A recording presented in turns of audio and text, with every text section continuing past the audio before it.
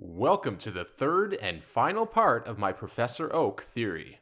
If you haven't seen the first two parts, they'll be down in the description below, and I highly suggest you check them out before watching this video so you have a full understanding of the theory as a whole. For those who have seen them, let's quickly recap what we've discovered so far.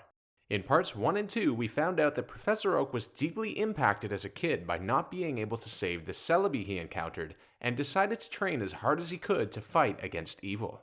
After fighting in the Kanto War, becoming the champion, and reforming the Pokémon League, he decided to resign to continue pursuing the remnants of the evil army that he had fought in the war. Upon defeating Giovanni in battle, Oak's first Pokémon died due to exhaustion.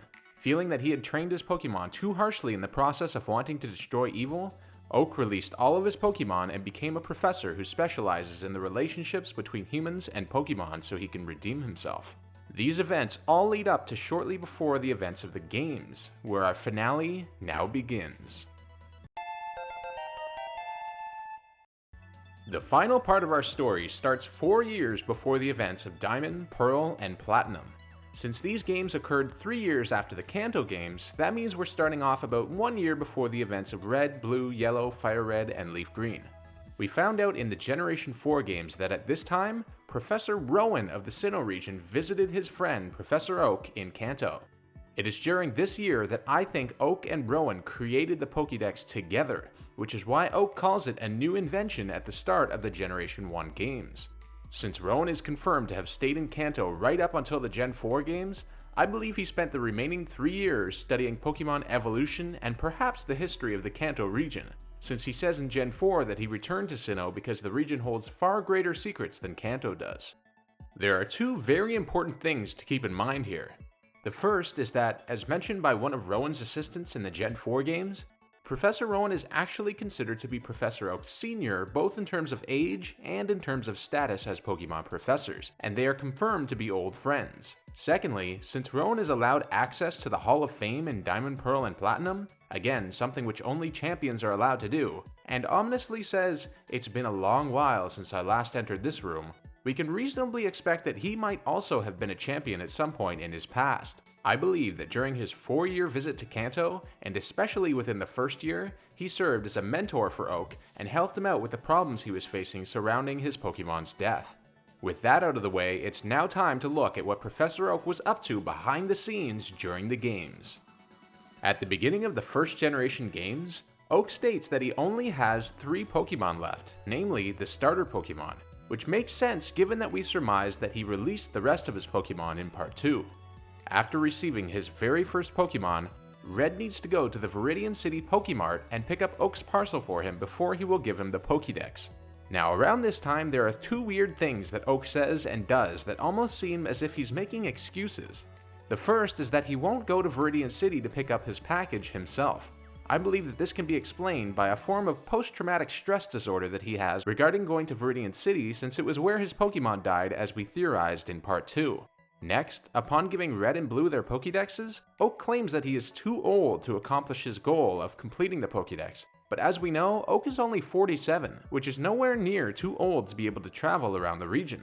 I think that this can be explained by his decision to release his Pokemon and his refusal to be a trainer or battle after the loss of his Pokemon, both of which would be necessary in order to travel the region and catch them all. What's even more curious, and something that has caught the interest of Pokemon fans for decades, is the custom Pokeball that he had ordered. We know that in the first generation, the only Pokeballs that existed were regular Pokeballs, Great Balls, Ultra Balls, and the Master Ball. The Master Ball that Red gets for saving Silph-Co, however, is known to be a prototype and the very first ever created, so I don't think that was what Oak's custom Pokeball was. Instead, I believe that the custom Pokeball was actually the GS Ball. The GS Ball was originally intended to be an important focal point of both the video games and the anime, but the idea was scrapped halfway through without revealing its purpose. In the anime, Professor Oak was sent the GS Ball by Professor Ivy of the Orange Islands to try and figure out how to open it. Upon not being able to, he sent it to his friend named Kurt in the Johto region, who is a Pokeball expert. But we never heard anything about it again until the director of the anime revealed in 2008 that it was supposed to contain the Celebi that was instead featured in the Pokemon Forever movie. As for the video games, the GS Ball was only available in the Japanese version of Crystal as a rare event item, until it was re-released in the Virtual Console version in early 2018. In these games, the GS Ball activates an event that allows the player to encounter Celebi. Given all these factors, the relationship Oak has with the ball and Celebi in the anime, and the close association between the GS Ball's story in the anime and the games, it is a very reasonable assumption that the custom Pokeball Oak had ordered was in fact the GS Ball. Now you may be saying to yourself, well, okay Sylph, that sounds reasonable, sure, but why on earth did Professor Oak order the GS Ball in the first place? Well, remember in the last part how we established the relationship Oak had with Celebi when he was younger? He obviously knew of its ability to travel through time. I believe that he wished to encounter Celebi again and ask it to travel to the past so he could fix his mistakes as a trainer that resulted in his Pokemon's death. Behind the scenes in the game, Oak was furiously trying to open the GS Ball that Red had picked up for him, but to no avail. Frustrated, he decides to go to his computer to do some research. In Part 1, one of the pieces of evidence that we had towards Oak being a champion was that Red found and opened an email from the Pokemon League on Oak's computer. I think that at this point when Oak went to his computer to research the GS Ball, he stumbled upon the open email that Red had opened. I think that Oak had gotten several of these emails over the years and refused to open them, so when he finally saw this one open and read it, it impacted him hugely. Upon reading the letter from the Pokemon League, Oak thought back to his time as champion and all the good that he had done. The memories brought him to tears as he began to realize how weak he had become and how many people he had let down by cutting himself off from his past. Just then, Professor Rowan walks into the room and, referring to his plans and to Red and Blue, who Oak just set off on their journeys, says, "Returning to the past will not change the memories that you have. Through your research and the two boys you have set off on their journey, you have accomplished all that you had hoped for and redeemed yourself in all but one regard, those who you have abandoned." Professor Oak knew what his mentor was referring to, and in that moment, he knew what he had to do. Oak decided to set out on a journey to find the Pokemon that he had released to reunite with them and retake his throne as the champion of the Indigo Plateau, and continue to guide the Elite Four as he had once done. As Oak finished his long journey with his Pokemon back with him once again, he made his way to the Indigo Plateau. Having emailed the Pokemon League ahead of time and due to his incredible feats and reformation of the League when he was young, the League decided to reserve his spot as champion, with Lance stepping down to allow the spot to be opened out of respect for one who he had admired for so long, making him the fourth Elite Four member. Upon his arrival, Oak heard news from the gatekeepers that his grandson, Blue, had actually beaten the Elite Four and was waiting for the champion to return.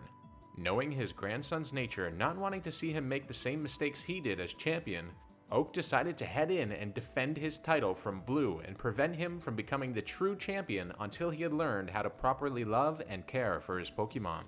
Just then, he saw Red enter the first Elite Four room with a determined look on his face. Oak saw this as a valuable opportunity and decided to wait to see what happened. He knew that Red treated his Pokemon with respect and love, and had used them towards noble aims, such as defeating Team Rocket. Could this have been the future Celebi had hinted to him so long ago? After Red beats Blue, Oak decides to cancel his plans to become the champion again, just like he did in the manga when he realized he would have to have faced the winner of the Red vs. Blue semifinal in the Pokemon League tournament, making Red vs. Blue the final battle. After Red beats Blue, Oak says, "Blue, I'm disappointed in you. I came when I heard you'd beaten the Elite Four, but when I got here, you had already lost. Blue, do you understand why you lost? You have forgotten to treat your Pokemon with love and trust. Without them, you will never become a champ again. Red, you understand that your victory was not just your own doing. The bond you share with your Pokemon is marvelous."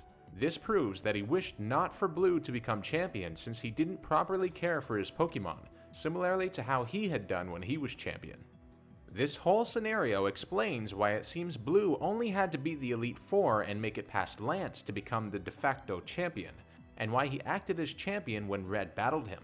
It also explains why Oak was there immediately after Red won so that he could take him into the Hall of Fame.